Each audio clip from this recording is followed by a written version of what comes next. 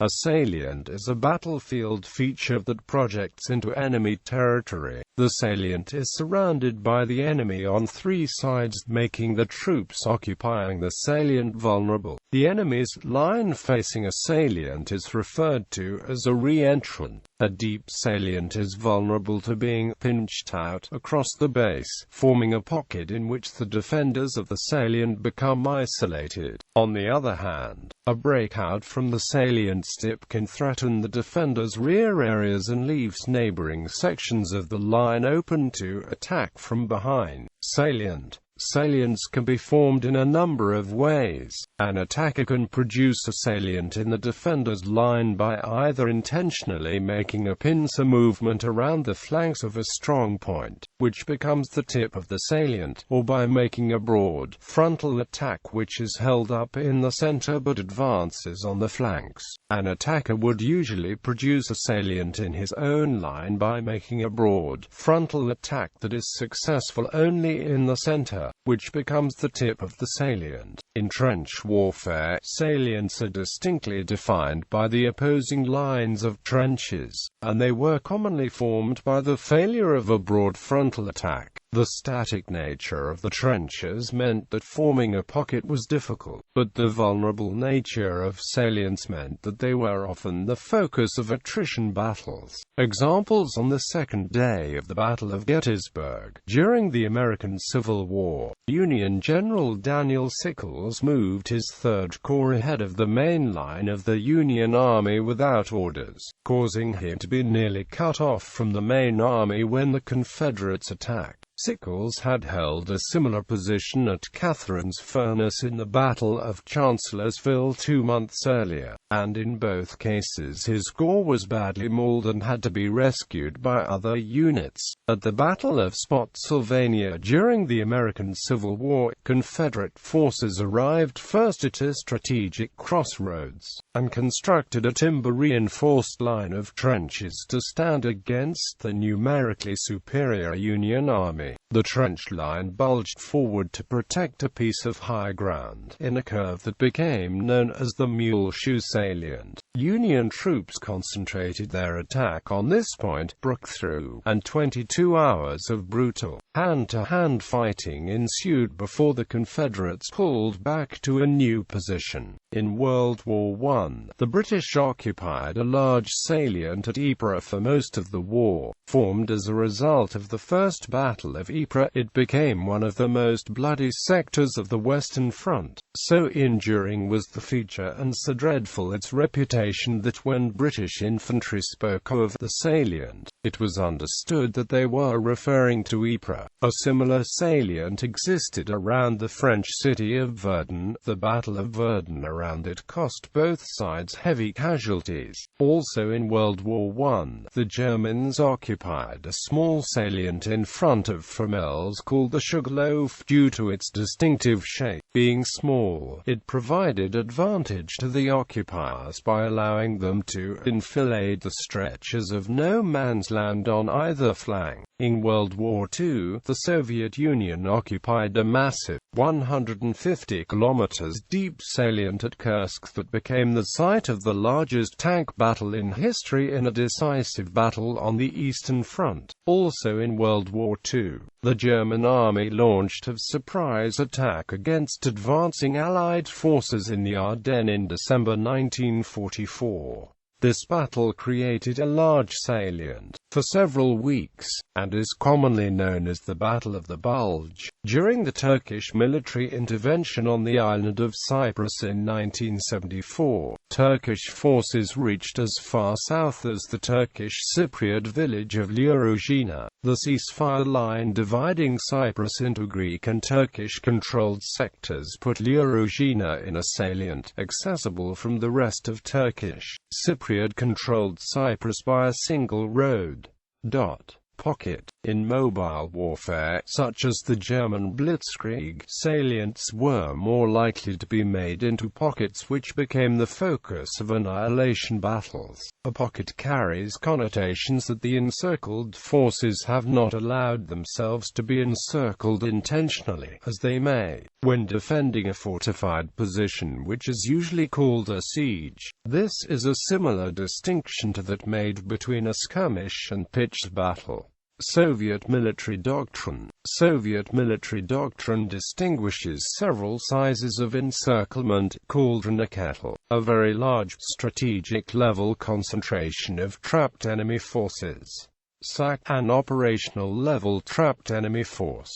Nest, a tactical-level trapped enemy force. The significances of these terms are reflected by the conception of what can be expected in combat in encirclement operations. A cauldron is expected to be boiling with combat activity. The large enemy force is still quite able to offer hot resistance in the initial stages of encirclement, and so are to be contained, but not engaged directly. A SAC in Soviet experience was often created as a result of operational breakthroughs, and was sometimes as unexpected for the Soviet commanders for the enemy. This encirclement, sometimes of an entity of unknown size, tended to move for some time after the initial encirclement due to inherently dynamic nature of operational warfare. By contrast, a nest was a reference to a tactical, well-defined and contained encirclement of enemy troops that was seen as a fragile construct of enemy troops unsupported by its parent formation. Notable pockets. In World War II during Operation Barbarossa, almost the entire Soviet Western Front was encircled and destroyed by the Germans in the Battle of Bialystok-Minsk. Also during Operation Barbarossa, 230,000 Soviet troops were captured in a pocket at Smolensk when isolated by the panzer forces of General Heinz Guderian on July 20, 1941. Also during Operation Barbarossa, German and Romanian forces encircled and captured thousands of Soviet troops in the siege of Odessa. Also during Operation Barbarossa, most of the Soviet southwestern front was encircled in the First Battle of Kiev. In the winter of 1942, thousands of German troops were encircled in the Demyansk pocket in northwestern Russia. In the winter of 1942, 5,500 German troops were encircled by the Soviets in the Kum pocket. In the spring of 1942, thousands of Soviet troops were encircled during the German counterattack in the Second Battle of Kharkov. In November 1942, during the Battle of Stalingrad, nearly all of the German Sixth Army was encircled and destroyed in Operation Uranus. In 1944, following the D-Day landings, the German Seventh Army was trapped in the Falaise pocket. In 1944, thousands of Germans' troops were encircled by a mostly Canadian force in the Breskens pocket during the Battle of the Scheldt. In 1944-1945, a large number of German troops was isolated in the Courland pocket in northwestern Latvia until the end of the war. In 1944-1945, 180,000 German troops were isolated by Soviet troops in the Siege of Budapest. In 1945, 325,000 German troops were isolated and captured by advancing American armies in the Ruhr Pocket. In 1945, over 750,000 German troops were encircled and destroyed in the Battle of Berlin.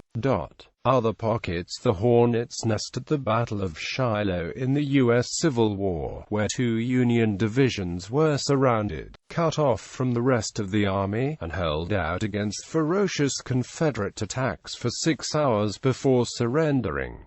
Campo-Vir in the Charco War. In the Yugoslav wars, the Ruhr Pocket was a Serb-populated area in Croatia that was invaded by Croatians in September 1993. In the war in Donbass, Ukrainian troops were encircled at Ilovaisk in August 2014, suffering heavy material and human losses. Cerco. In Spanish, the word cerco is commonly used to refer to an encircling military force. Cercos were particularly common in the Charco War between Bolivia and Paraguay, and encirclement battles were decisive for the outcome of the war. In the Campo-Vir pocket, 7,500 Bolivians were taken prisoner out of an initial combat force of 10,000.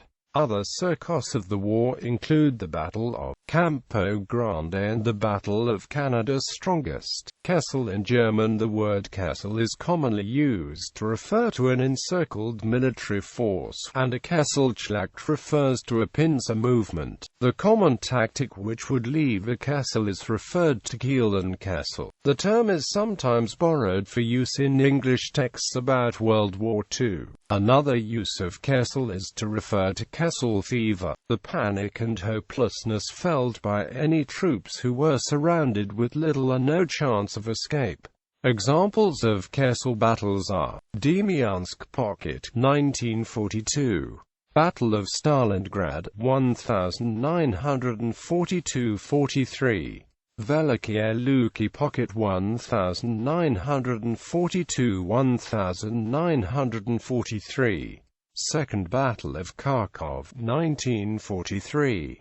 Korsun Pocket, 1944. Kamets-Podolsky Pocket, 1944.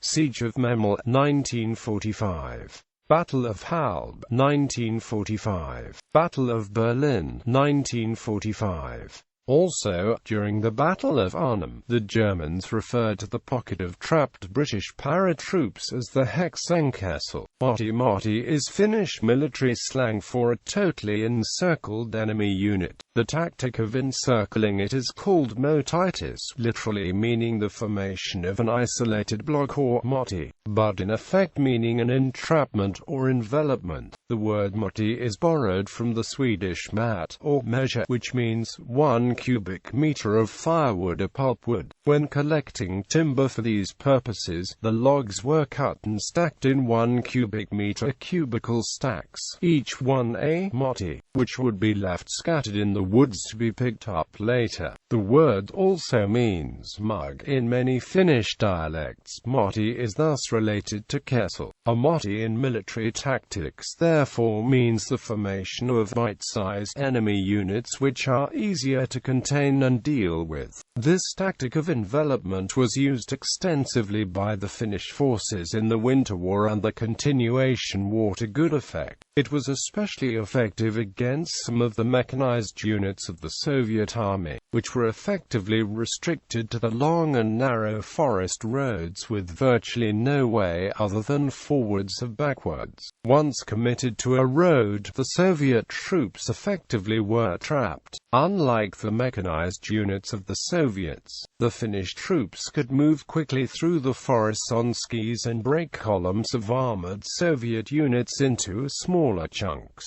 Once the large column was split up into smaller armored units, the Finnish forces attacking from within the forest could strike the weakened column. The smaller pockets of enemy troops could then be dealt with individually by concentrating forces on all sides against the entrapped unit. A motitis is therefore a double envelopment maneuver, using the ability of light troops to travel over rough ground to encircle enemy troops on a road. Heavily outnumbered but mobile forces could easily immobilize an enemy many times more numerous, by cutting the enemy columns or units into smaller groups and then encircling them with light and mobile forces, such as ski troops during winter. A smaller force can overwhelm overwhelm a much larger force. If the encircled enemy unit was too strong, or if attacking it would have entailed an unacceptably high cost, e.g., because of a lack of heavy equipment, the motti was usually left to stew until it ran out of food, fuel, supplies, and ammunition, and was weakened enough to be eliminated. Some of the larger mottis held out until the end of the war because they were resupplied by air. Being trapped, these units were therefore not available for battle operations. The largest motti battles in the Winter War occurred at the Battle of Suomussalmi. 3 Finnish regiments enveloped and destroyed 2 Soviet divisions as well as a tank brigade trapped on a road.